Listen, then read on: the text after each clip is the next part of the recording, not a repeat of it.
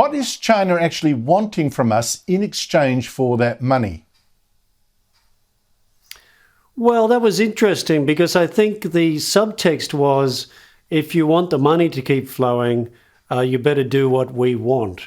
But really, the truth of what he told us was there's a mutual dependence. The Chinese Communist Party would love to be coercing us with more of our trade than the $20 billion they already are, but they can't because their economy needs what we give them. So really, the real understanding of what he told us was there are limits to the economic coercion that the Chinese government can place on Australia. That was probably unexpected good news from him in a moment of frankness. It's interesting, isn't it? The Chinese economy is really in trouble. Their latest growth figures only 2.5%. We're used to infinitely more than that. They're in real strife.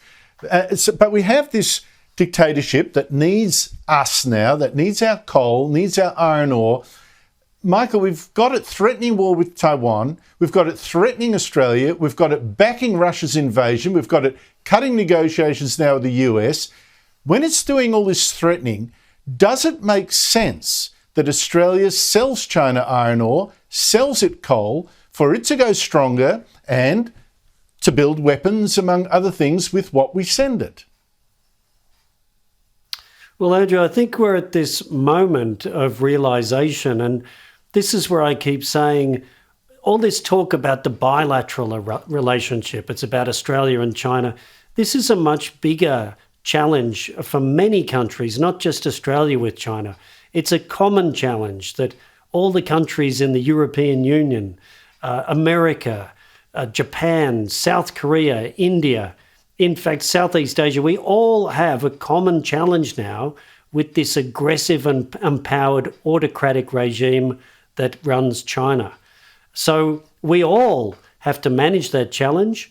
And in our trade, we have to diversify away from China as much as we possibly can, as quickly as we possibly can. I agree with you.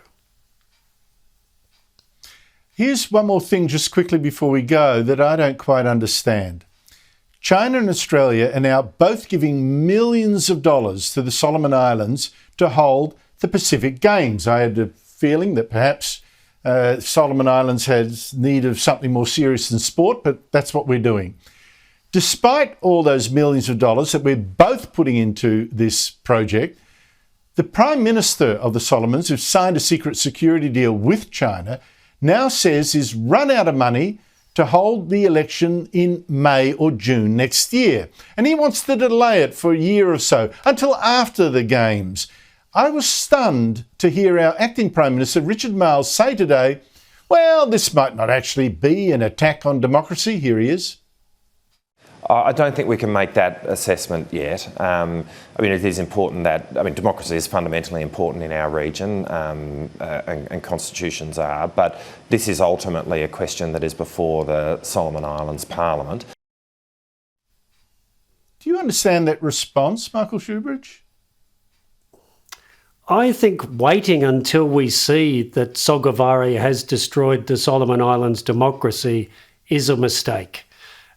We helped Sogavare stay in power by sending police support when there was instability there recently. He thanked us by signing a security pact with Beijing. He's kept in power in the parliament by Chinese money. Now he wants to suspend the Solomons constitution so that he doesn't have any accountability to the people of the Solomon Islands. We should be providing funding to support the elections and the democracy in the Solomon Islands, not providing money for Sogavare to spend on games while he suspends the constitution. That's a fundamental error we're making. I can't believe it. We'd rather they had running races than an election. That's what we're putting our money in. I mean, seriously? And that we don't speak up? I just think Labor takes such kudos. Oh, we solved this relationship with the Solomon Islands that Prime Minister Scott Morrison stuffed up. They don't actually want to speak out now when something really seriously wrong is happening there. Michael Shoebridge, thank you so much indeed for your time.